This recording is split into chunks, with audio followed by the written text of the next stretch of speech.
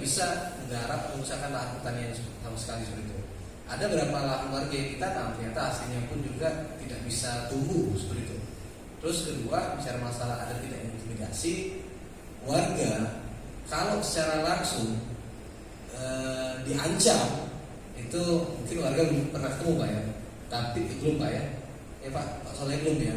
Tapi ya ada nggak ancam langsung ini? Memang belum. Tapi mereka menggunakan intimidasi dalam hal seperti ini. Ini proyek dikawal sama preman, dugaan seperti itu. Jadi jangan kamu ganggu, jangan kamu halangi. Warga kan secara tidak langsung hanya ingin bertani dan mencari kehidupan di sini. Tapi ketika bicara masalah ini proyek dikawal oleh preman, sehingga jangan diganggu seperti itu. Setelah dampak ini karena ya kita tahu yang namanya lahan pertanian itu kan untuk penghasilan yang ada di daerah tersebut itu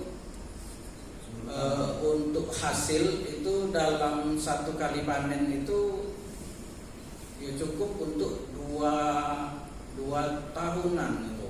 Jadi untuk sekali panen itu kan kalau dikalikan itu untuk panen 2 kali itu tertutupi. Nah jadi kalau menghitung berapanya itu yang jelas di situ kalau sekali panen itu ditanggung untuk hidup 2 tahun bisa.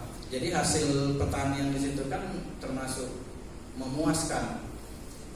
Jadi ya kerugian itu ya sekali panen itu dapat mencukupi untuk kehidupan 2 tahun. Nah kalau penghitungan secara realnya itu